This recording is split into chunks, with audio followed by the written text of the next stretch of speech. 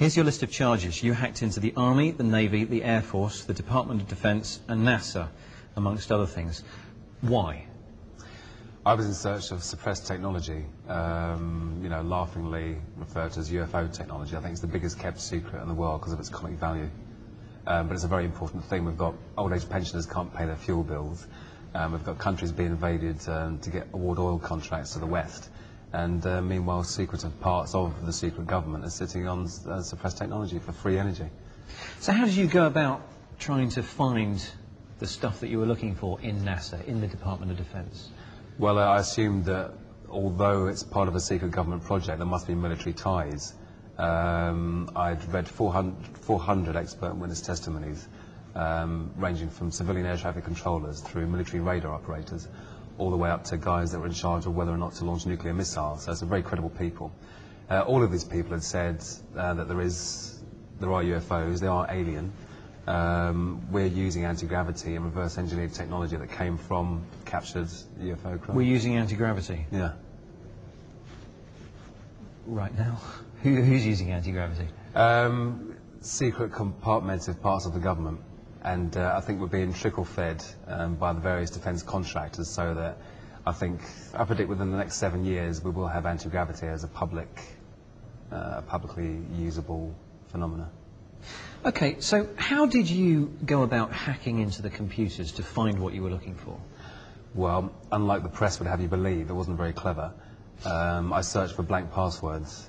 I wrote a tiny Perl script, the Perl language, that tied together other people's programs that searched for blank passwords, so you could scan 65,000 machines in just over 8 minutes. So you went and actually accessed 65,000 machines sitting on, I guess, 65,000 desks in different buildings? No, because all 65,000 aren't necessarily live yet. You might find typically 5,000 might be live, and out of that 500 might be Windows machines, then 50 might have blank administrator passwords, which is a pretty bad ratio for the world's largest military.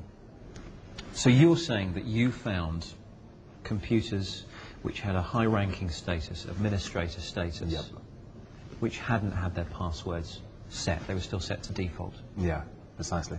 And in some cases it was thousands of machines, because they had an image. Rather than install Windows off a CD at every machine, you blat it onto an image, stick the image in all the machines, and every single machine has a blank local administrator password. So. And you actually eventually took control of one particular machine on a desk somewhere in NASA, is that right? Well, I mean, I had control of every machine that had a blank administrator password, because the door was open. So. And what did you use that to do? I was searching for files and evidence in relation to the UFO question. Okay. Were you the only hacker to make it in, past the slightly lower than expected lines of defence? Yeah, exactly. There were no lines of defence. There was a permanent tendency of foreign hackers. You could run a command when you're on the machine that showed connections from all over the world. Check the IP address to see if it was another military base or whatever, and it wasn't.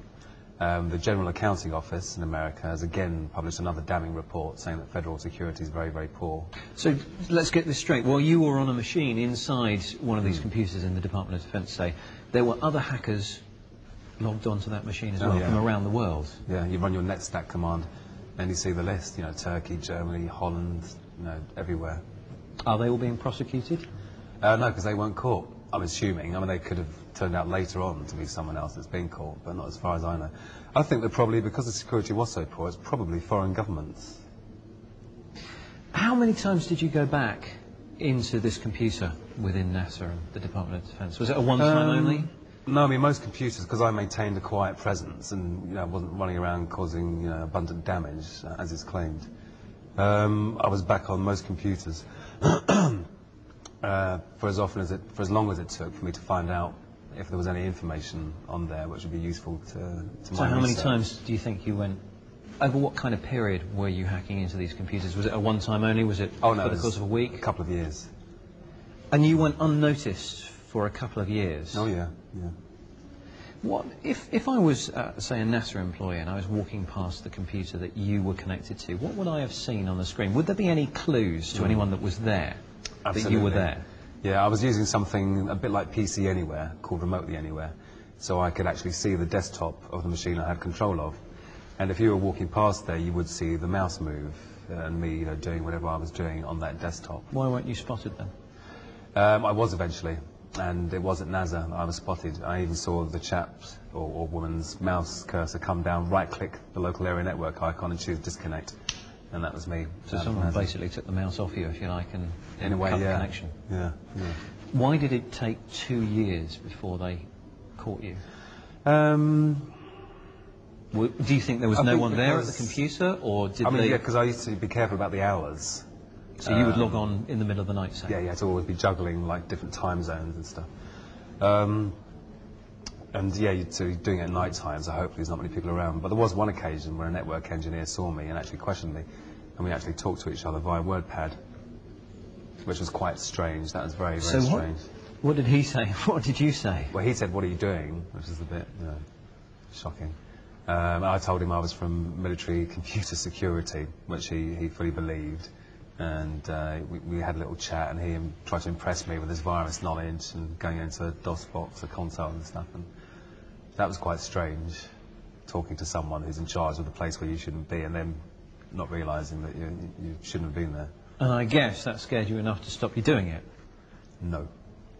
Why? Because I felt like this free energy technology that I was after should be publicly available. I wasn't doing any damage. I was snooping around. I wasn't making their security poorer because the administrator password was already blank, so the door was already open. The only thing I was doing was installing my remote control program, which is commercially off-the-shelf available software, so it shouldn't be a problem either. Did you find what you were looking for? Yeah. Tell us about it. There's a group called the Disclosure Project. They published a book which had 400 expert witnesses ranging from civilian air traffic controllers through military radar operators right up to the chaps that are responsible as to whether or not to launch nuclear missiles. So some very credible, very relied upon people, all saying that yes, there's UFO technology, there's anti-gravity, there's free energy, and it is extraterrestrial in origin, and we've captured spacecraft and reverse engineered it. And these are, very solid, reliable chaps in charge of launching nuclear missiles. So, what did you find inside NASA? One of these people was a NASA photographic expert, and she said that in Building 8 of Johnson Space Center, they regularly airbrushed out images of UFOs from the high-res satellite imagery. And using the same blank password hunting technique, I got down to Building 8, got a few blank passwording machines there, and what she said was there. There was folders called filtered and unfiltered, or processed and raw, something like that. I got one picture out of the folder, bearing in mind this is a 56K dial-up.